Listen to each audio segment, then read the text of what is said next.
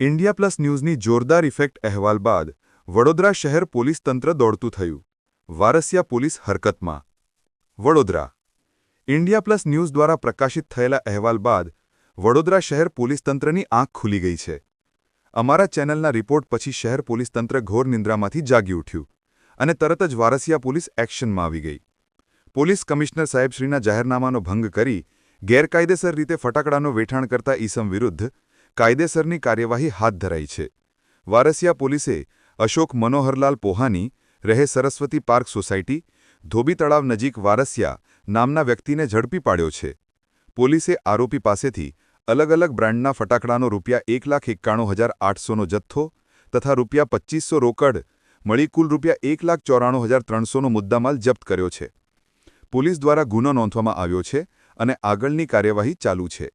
સ્થાનિક સૂત્રોના જણાવ્યા મુજબ ઇન્ડિયા પ્લસ ન્યૂઝના અહેવાલ બાદ જ પોલીસ તંત્ર હરકતમાં આવ્યું હતું. અહેવાલની સીધી અસરથી વારસિયા વિસ્તારમાં ફટાકડાના ગેરકાયદેસર ધંધા સામે પોલીસનું કડક એક્શન શરૂ થયું છે. ઇન્ડિયા પ્લસ ન્યૂઝે મુદ્દો ઉઠાવ્યો અને પોલીસ તંત્રને ફરજિયાત અપાવી. અમારી રિપોર્ટિંગે સાબિત કરી દીધું કે સાચી પત્રકારિતા આજે અસરકારક છે. Bureau report, India plus news, Vadodara.